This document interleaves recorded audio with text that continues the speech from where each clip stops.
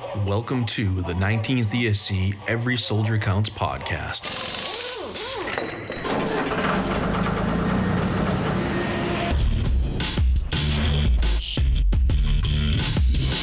Wherever you find American troops today, you'll find the men of the Transportation Corps. Enough and on time. That's the story we tell you today. The story of the Army Quartermaster Corps. These youthful servicemen are members of the Army's Military Police Corps. One of the most important forces behind the lines, the Army Ordnance Corps.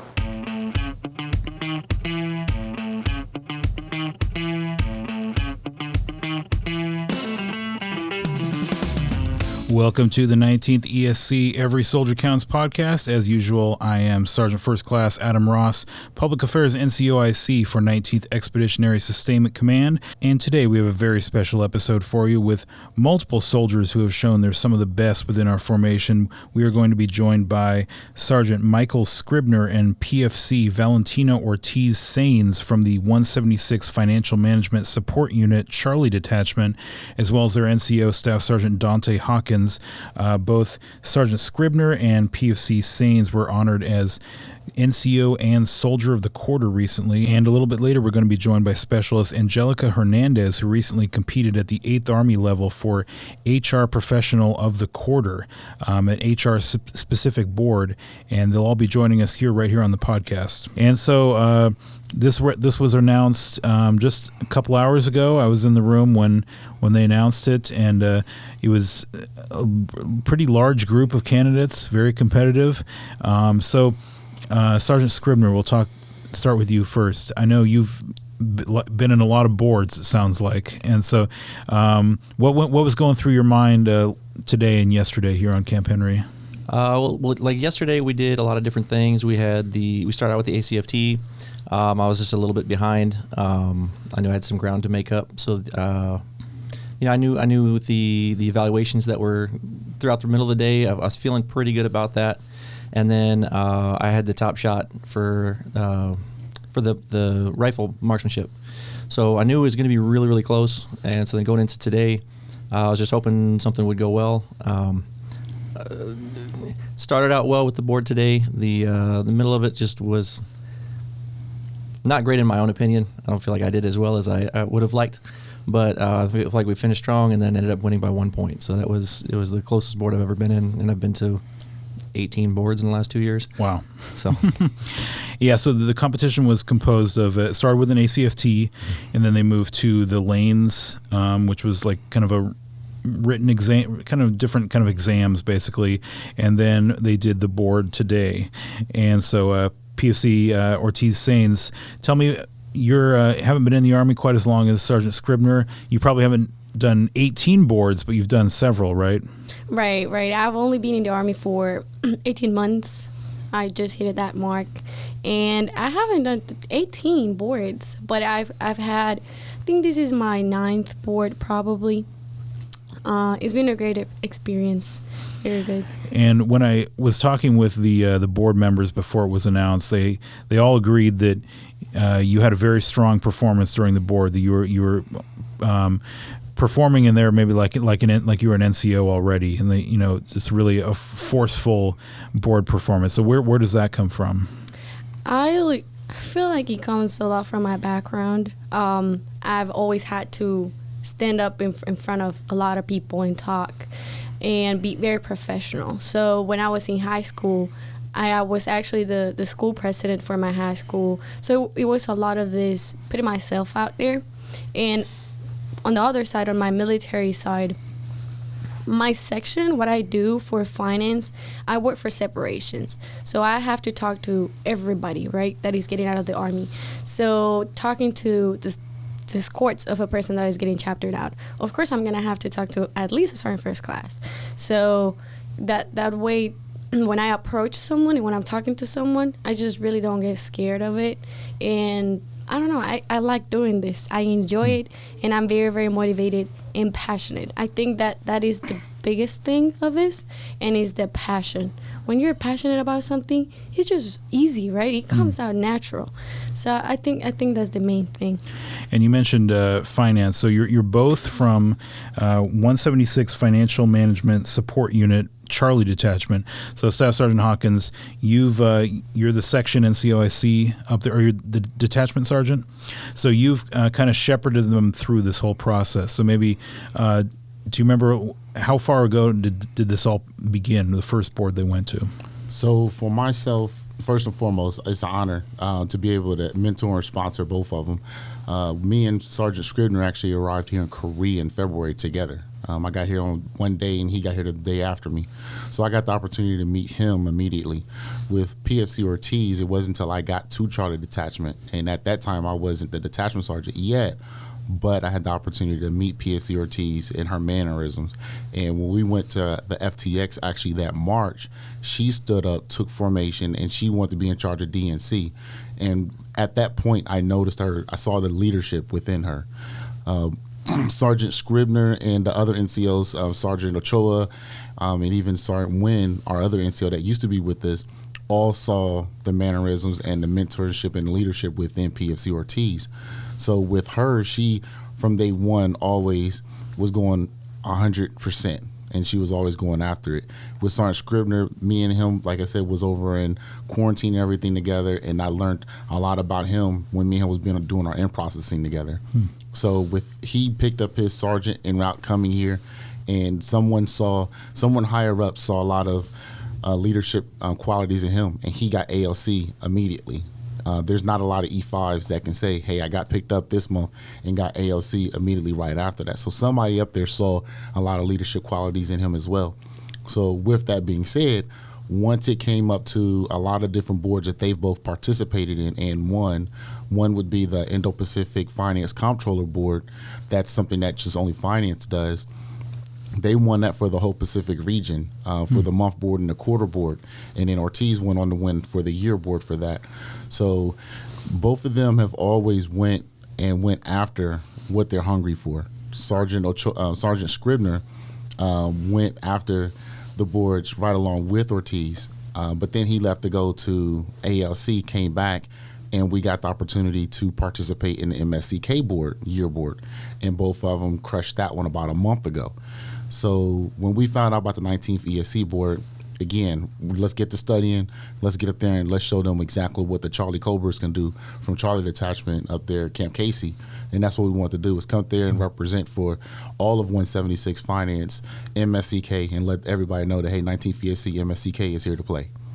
That's excellent. So you're both finance soldiers. That's what's the MOS called? It's 36 Bravo. 36 Bravo. Okay, so you obviously very technically proficient in that. And so what are some of the ways you were tested in that Indo-Pacific board? We'll let PFC Ortiz take that one. That one was more, as far as like the finance side of things, was more on the year side. It was more overall soldiering stuff on the month and quarter board. So I'll let her take that one. So for the finance board, in the year, they did test us in our disbursing side. So whenever we go to deployment, more in that side of deployment. So whenever we go on deployment, we have to do our disbursing. Whenever we do all the transactions in cash, we have to do it manually. So we don't get to use our computers no more, right? So you have a bunch of paperwork, right? And it's a test that, just imagine having maybe hundreds of transactions daily that you have to balance out at the end of the day, right? So it's basically a scenario where they gave us all these transactions that were done in this scenario during the day, and you had to close out business at the end of the day. So it was challenging because it was about only 40 minutes that they gave us for a practical exercise that is designed to be done in 2.5 hours. So definitely a lot of studying, going back to those lessons of how to perform at finance operations in the field, more on that side, because, well, everything else, we do it every day, right? So it was more testing on how can you perform as a finance soldier in the field downrange. Okay.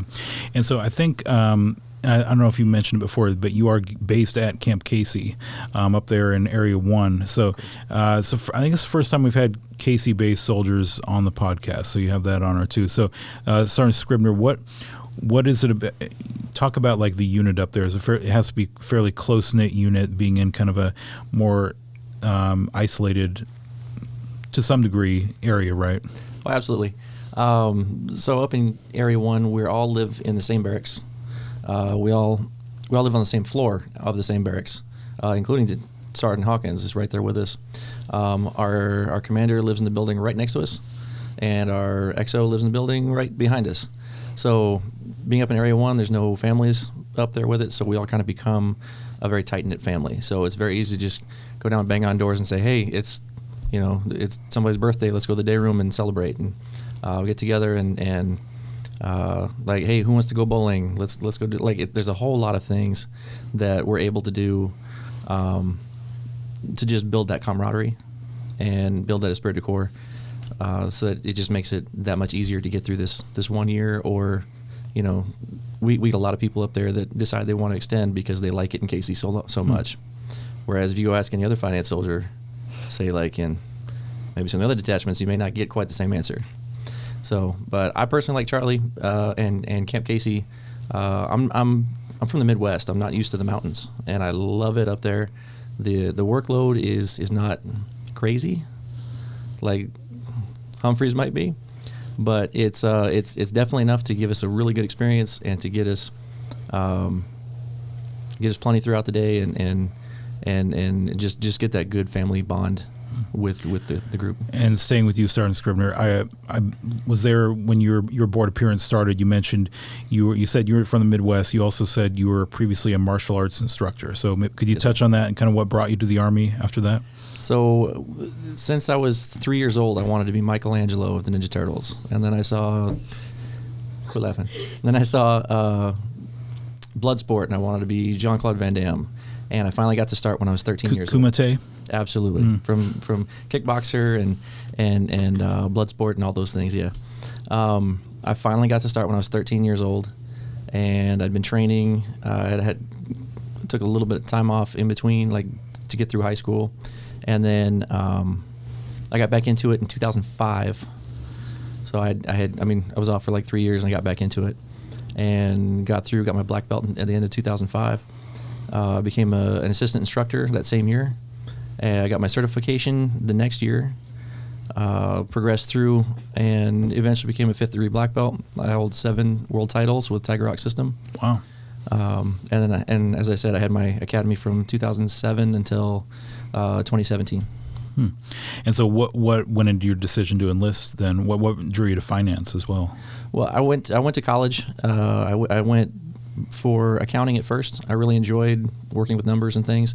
Switched to management. I ended up finishing in management. And I was about to go through a divorce. At the time, I was 33 years old, and decided that I have a lot of military family in my background. My dad went 20 years in the Army, retired as an E6. My mom was an MP for 6 years and then got out. My brother was in the Navy for 4 years. This goes back generations of military. And so being 33, the stop time for the age is 35. So it's kind of one of those, hey, if I'm going to do this, I've always kind of been drawn to it because of the family. So I decided to just go for it. And so far it's going pretty well. So were you aiming for finance then from the beginning with your background? I was hoping for finance. I'm colorblind, so that kind of helped narrow down some things. I went from literally everything open, like 215 jobs, down to 13, just real quick. Wow. And so I was between being a 42 Alpha or a 36 Bravo, and I think I made the right choice. Excellent. And PFC Ortiz, I know I took a look at your bio as well. I know you have an interesting history before the Army, but just coming to America, right? Could you talk about your background as well? Yes. So I was born and raised in Bogota, Colombia. So I recently moved to the United States. It hasn't been that long. I moved to Gaithersburg, Maryland in 2019, and kind of right away I joined the Army. I was going to college for a little bit. They were requiring me to do a lot of English classes because, it's my second language. So I was trying to go to college, and the requirements was to go through these ESL classes at the beginning. I enjoy studying a lot. So then it was like a recruiter. I don't have as many military background as Sergeant Scribner does, But I do have my uncle. He was in the Navy, and he's a DoD civilian right now. So he was, why don't you just try, see what they have to offer to you, right? And then I went to the Navy. I said, this is not for me. And then the Army convinced me right away. I really liked it. I was in the Boy Scouts before for so many years. When I was in Colombia, I joined when I was like 6 years, and I did it all the way until I moved to the States. So that people doesn't realize, but being a scout has a lot of military background. So that's actually something that taught me all the leadership skills that I have right now. First aid, confidence, like we used to do a lot of rappelling, free climbing, a lot of stuff, even rock marches. You wouldn't imagine that drive me into that military mindset. So it's basically what I love to do, right? And now that I can be doing this and getting paid for something that I like to do, it surprised me a lot when I went to basic training, how much I was liking doing this. I didn't think I was gonna like it as much as I do. And finance, I definitely love the finance core. I'm very, very proud of being a 36 Bravo, and this is the type of things that I like to do, to put not just my units and myself like up there, but the finance core as well. I think we get very underestimated a lot of times. Oh, you're a finance soldier. You're just comfortable in the AC, you're just sitting down every day. Okay, I'm going to show you all my warrior task and battle drill skills, and I'm going to show you that I am just as proficient as you can be in the field, because I'm here to support you and to give you that support that all these combat MOSs require, right? So, yep, I think... And so what's been your experience in Korea then? What's something you've enjoyed while you've been here? So I've been here for quite a long time. I've been here for a little bit more than a year. I extended. It's a beautiful country. I think I've had a little bit of, like, a lot of changes when it comes to cultural environment, because I moved to the States. And then I lived in the States for about a year, a little longer than a year. And right away I moved to Korea. So there's been a lot of this cultural enrichment from different cultures. And especially in the Army, because you meet a lot of people from everywhere in the world. So Korea, I really like Korea. The weather, even though it gets really, really, really cold in the winter, the summer, the spring is beautiful. Oh, yeah. Like Soyosan, that's just the mountain we have right next to Casey. If you want to hike and everything, it gets super pretty when it comes to the cherry blossoms.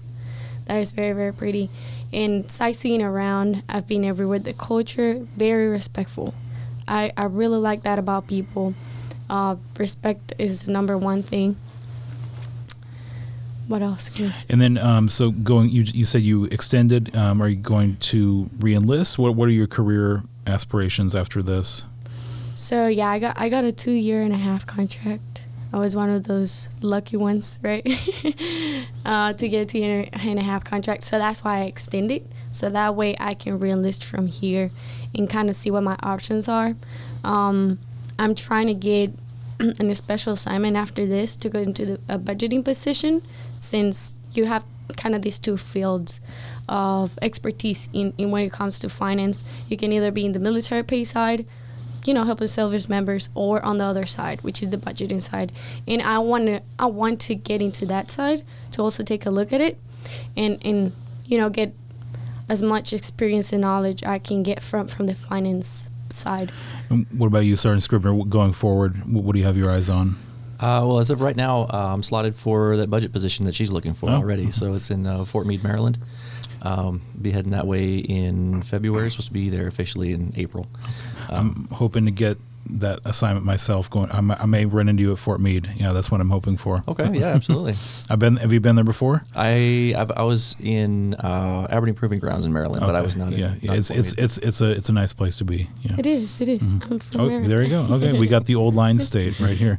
And Sergeant Hawkins. So, going back to how you helped prepare them and identify them, was there something in your background that kind of gave you this mindset of how to identify soldiers that could succeed in this kind of environment? Well, from my personal experience, I've been in for quite a while, and I've actually been in commands, well, not in commands, but in units where they didn't push the soldiers to go to the boards, let it be soldier to month board, quarter board, or even promotion boards. I've been in those different situations where it was a rapid deployed unit, so it was like, oh, we can't have one this month. We don't have nobody to support it. And for me, it was, I wanted to get them the opportunity, instead of it being, oh, you made it to E7. How many boards you been to? Oh, I've been to 2. Oh, my promotion to E5 and my promotion to E6. Oh, okay. And I wanted them to get the opportunity to start getting boards under their belts, because what they always say, the fastest way to get your awards maxed out is to go to those boards. Mm-hmm. So that was one thing that I always want to make sure I kind of got my soldiers after. In my detachment, I have a plan for all of my soldiers to be able to go to our finance board, the battalion board, the brigade board, and work their way up there. So I want all my soldiers to get the opportunity to experience everything that PFC Ortiz and Sergeant Scribner has the opportunity to do. And what do you think soldiers get from that experience? So with the experience, they get confidence. I think that's really the biggest key, is because a lot of times you come across someone that's straight out of high school, and they're standing in front of a sergeant major, and they're very, very nervous. You can see their palms are sweaty and everything. So that helps them build up that confidence. And that's one thing or whatever I think that all soldiers, of course, that's part of the board, is how confident are you? And that helps them build that confidence. So as they're going through the boards and everything, they start to build up that confidence and that leadership and that mentorship that we all leaders need to have. Mm-hmm. And what about, where are you going next, Sergeant Hawkins? Any ideas? So I kind of know where I'm going. It's going to be in the Fort Belvoir area. Okay. That's where I'm going next. I was trying to get back over to the budget world myself. Prior to coming here to Korea, I was with 10 Special Forces Group in Carson, where I was running budget there. So I had the opportunity to work budget there, and that's where I wanted to get back to. But for me, it was I enjoyed budget, and I love being in command as well, as far as with my soldiers. So I don't know exactly how far I'm going to go, what all is going to lead to. I'm trying to get back to the budget side for other reasons, get back to my family and everything else. And that opportunity that I have for myself for this next duty station at Fort Belvoir, I'm really looking forward to it. I never knew about the budget and the other divide with finance before this. Learned a lot. And is this your first time in Korea, Sergeant Hawkins? So it's funny because everybody's asking me that question. I always tell them, yes, this is my first time in Korea. But while I was at Campbell for the 7 years I was there, I had a lot of Korean friends that lived around that area. So I got the opportunity to learn a lot of the Korean culture while I was at Fort Campbell, Kentucky. So the kimchi and, the mannerisms and everything over there, whatever, to all my friends that was there, that's why I already knew a lot of the Korean cultures and the customs. So when I got here, I already knew about a lot of it, how to pronounce a lot of the words. Kamsahamnida. Taegu compared to Daegu. Oh, yeah. Then where we're at, it's Dongducheon compared to Tongducheon. So just understanding why they say it the way they say it in the different areas. A lot of people don't know. So just learning a lot of the cultures and actually getting around to see a lot of what PFC Ortiz was saying, the beautiful country. This country is so beautiful. So getting out there, going to Seoul, Nami Island, Soyosan Mountain, and going to the areas that's not just local to where your base is at, and getting to know those areas, because we're saying Soyosan Mountain, but nobody down here knows what we're referring to. But it's a beautiful hike with cherry blossoms up there in Area 1 that nobody down here would even know about. Yeah, our version is Opsan, which you can kind of see from parts of Henry here. All right, well, I want to thank all of you for joining us here.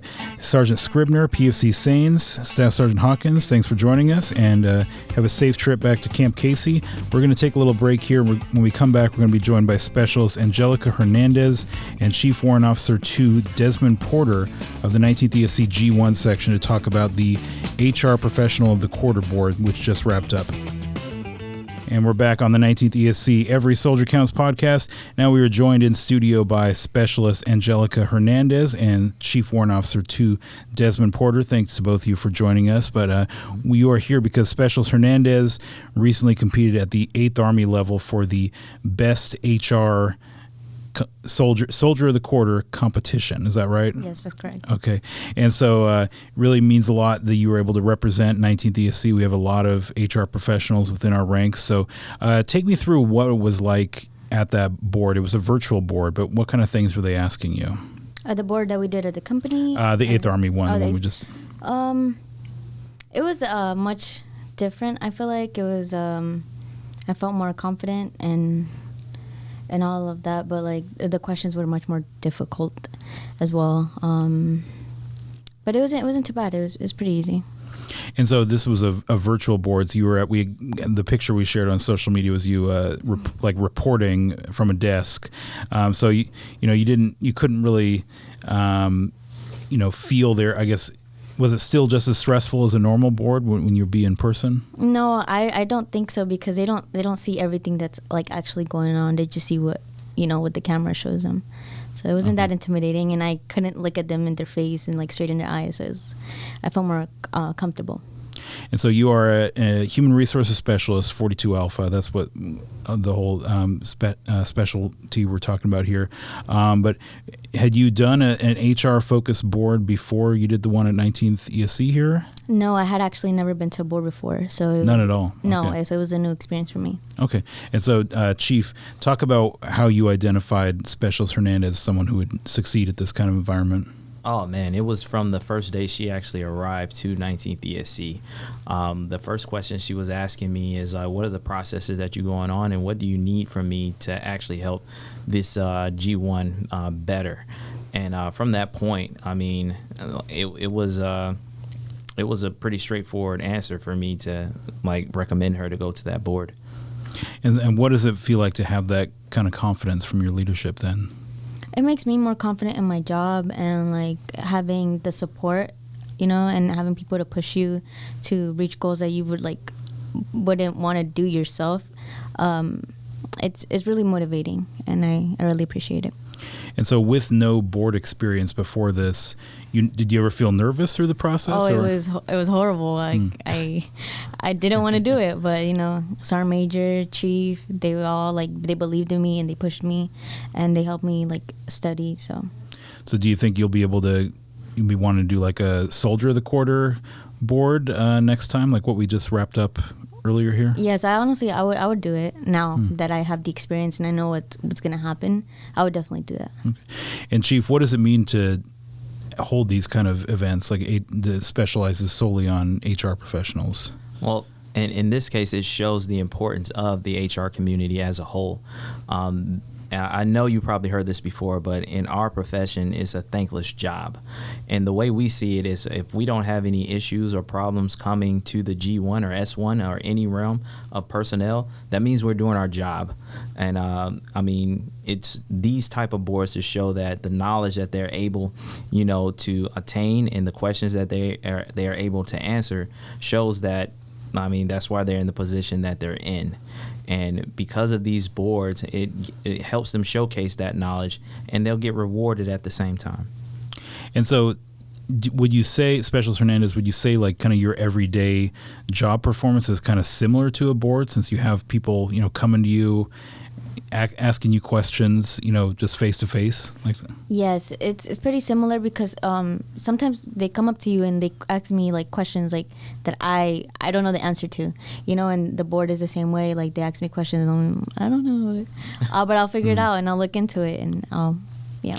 And so it really is kind of a customer service job, to just going back to people asking you questions. So how do you approach that element of it? Well, it depends on what they need. I'll just go based on what they need.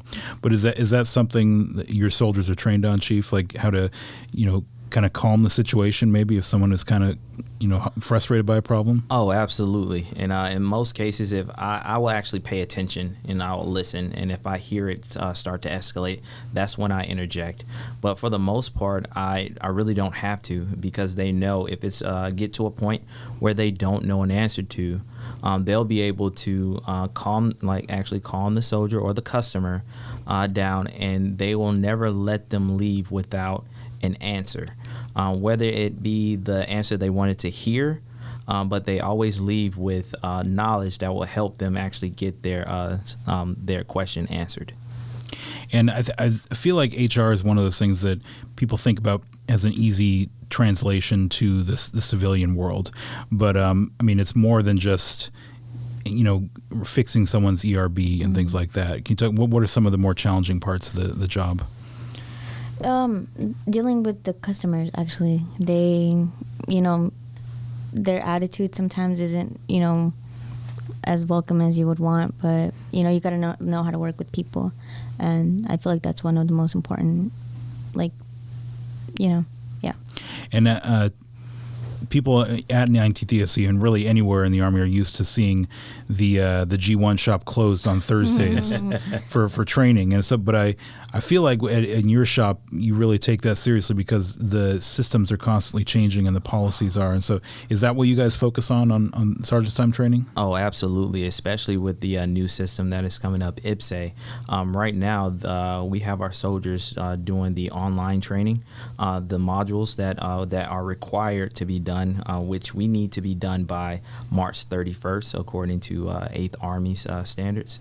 But not only doing that, but learning how promotions work, because those standards have changed. The policies have changed in that aspect as well. So when we are closed, just know that we are training for the betterment, not just ourselves, but for the entire organization. Right. There's the new waiver for promotions without needing the NCO education clearance. Yeah. And so going back to you, Specialist Hernandez, kind of closing this out, you're relatively new to Korea. What's your experience like? Maybe contrast that with what you knew about Korea but while you're on your way here. Coming here, I really wasn't that excited, but as I got here and I've gone out, and the culture is very different. I love it here, and I don't think I want to leave. Really? But the unit has been great to me, and the people as well. So I really love it here. Yes. Okay, and Chief, how about you? What's been you've been here a little bit longer? Yeah. Like 10 days more. Yeah, not too much longer. Okay.